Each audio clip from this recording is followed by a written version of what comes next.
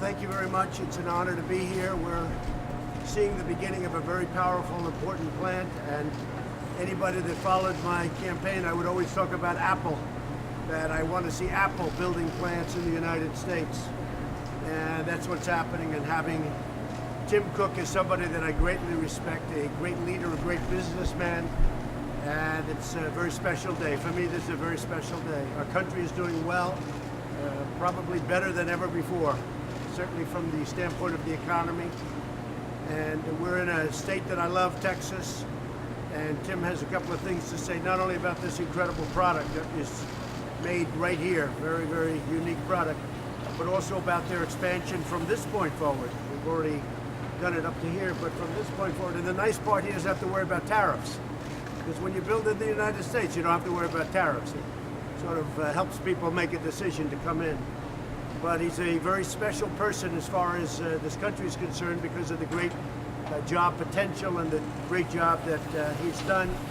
Apple is the first $1 trillion company, and that was about a year ago. Now it's about $1.3 trillion, I think you said. But Apple is doing fantastically well. So we're honored that you're doing what you're doing. We're honored to be here with you at this special occasion.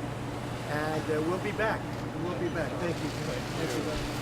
I'd like to thank everybody for coming and joining us, and I'd particularly like to thank President Trump, Secretary Mnuchin, and Ivanka, and the other members of the administration. I'm grateful for their support in pulling today off and getting us to this far. It would not be possible without them.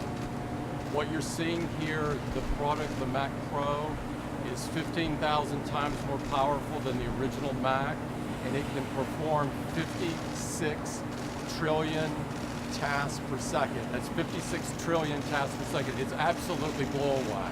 We could not be more proud of the product. It's an example of American design, American manufacturing, and American ingenuity. We want to thank everybody for coming, and I turn it back to, one other thing. This morning, we also announced a $1 billion investment, groundbreaking. Rebecca was there with me for this, for a 3 million square foot site in Austin, about 10 minutes or so away from here.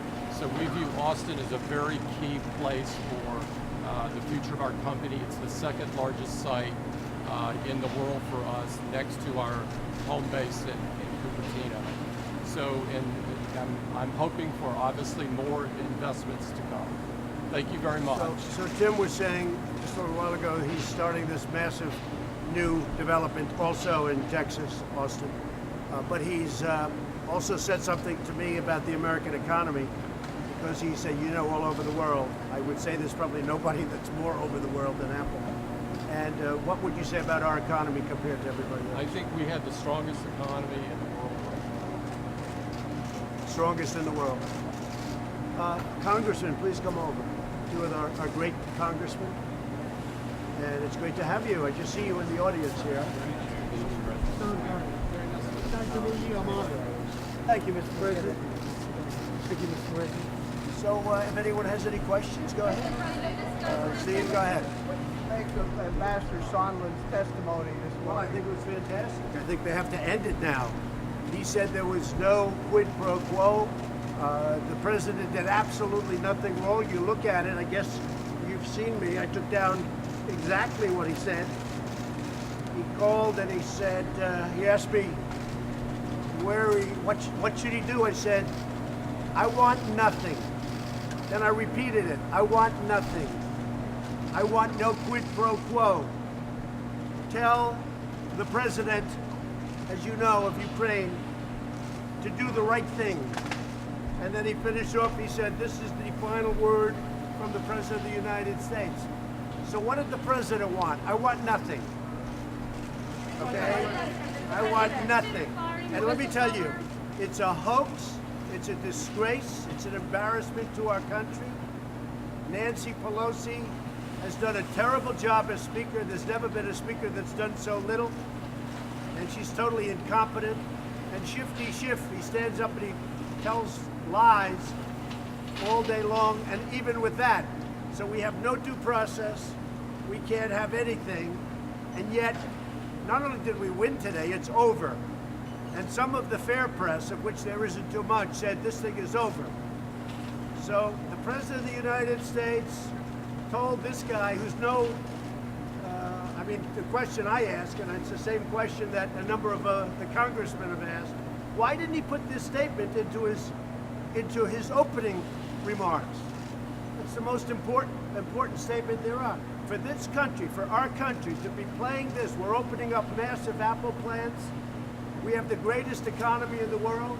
We have the greatest economy that we've ever had in the history of our country. We have the best unemployment numbers that we've ever had. But we have a fake press. We have a phony press. We don't have freedom of the press in this country. We have a phony press. They're dishonest, most of them. We have some fine people, from fine journalists and reporters and companies, but most of them are fake and phony. CNN, NBC, ABC, CBS, the Washington Post, New York Times, these are fake papers, they're fake press. And they should be ashamed of themselves, and they hurt our country. And to be honest with you, I think it's a great tribute to all of those people in swing states and all of those people in this country. We had an electoral college, as you know, Congressman, we had a landslide, 306 to 223. We had a landslide. And they're trying to take it away because they can't do it fairly. But these are bad people. Nancy Pelosi's incompetent. She's gotten nothing done in Congress, and now with their big star witness, this was going to be their star witness. Now, just so you know, I don't know him very well. He's a guy that got put there. He wasn't even on my side. He came over to me. I didn't even know that. He came over to me after I defeated other people. I defeated them all. But you know what? What really we have to learn from this whole thing is the press. They ought to straighten out their act. Because we have the greatest country in the world, but we have room to get even greater.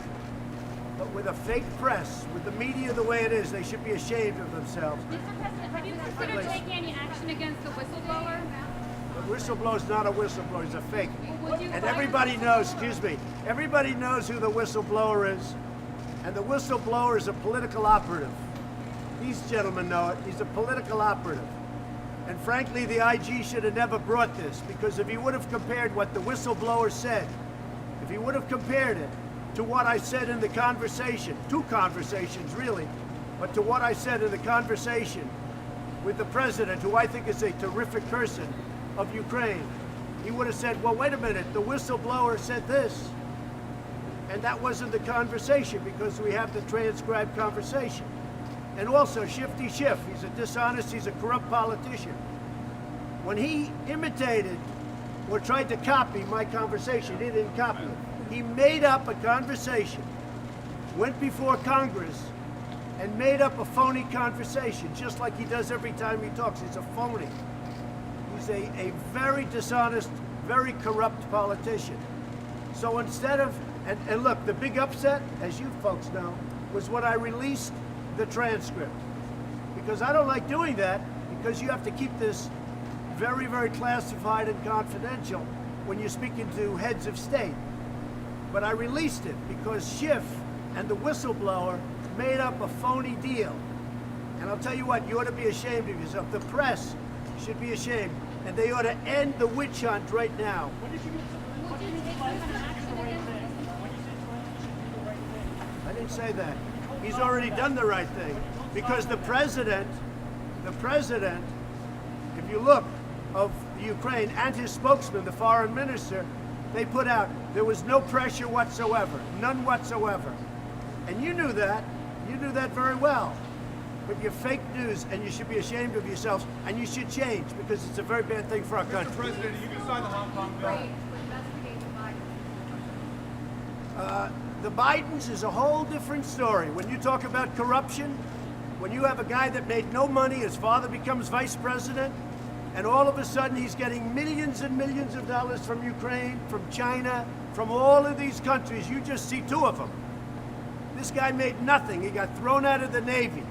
He couldn't get a job. And then his father becomes vice president. And the press doesn't want to report it, because the press is dishonest. So I think it's a disgrace. I think the whole thing with Biden is a disgrace. Are you What else? China Steve, go ahead.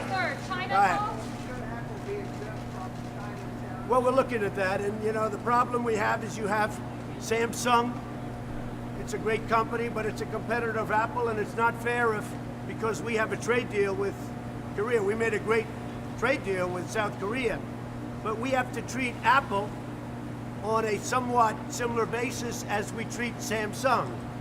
Now, with all of that being said, we're doing very nicely with China, but I like it the way it is now, because we're taking in billions and billions of dollars and we're giving some of that money to farmers and others. But we are looking at Apple. What I wanted Apple to do from day one, from before I got elected, I said someday we're going to see Apple building plants in our country, not in China. And that's what's happening. It's all happening. It's all the American dream. Our country has never done better. It's doing better than it's ever done. Unemployment, the lowest levels. The numbers just came out today. African American, Hispanic American, Asian American, the lowest they've ever had in the history of our country. So we're very happy. Thank you very much. Say it. So I can tell you this. China would much rather make a trade deal than I would. Then why haven't they? Because I haven't wanted to do it yet. Then why haven't you wanted? Because I don't think they're stepping up to the level that I want. I spoke earlier today with Mr. Cook, and he said another round of tariffs would be bad for business. It would be bad for the United States. I know, but you know, here's what I say. Here's what I say. What do you know?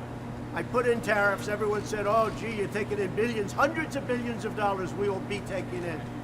And everybody said, "Oh, that's going to be bad for the economy." Well, as you just heard from Tim Cook, we have the strongest economy by far in the world, and we're taking in billions and billions of dollars. So we'll see what happens. We are dealing with China. I have a great relationship with President Xi. They're a great country, but we're a greater country than China. If I didn't win right now, China would be a bigger economy than the United States. But because I won, we picked up, reported on your network, $11 trillion in worth in value. And China's lost probably $25 trillion. We are much bigger than China right now, and we're going to keep it that way. Thank you all. Thank you very much. Auto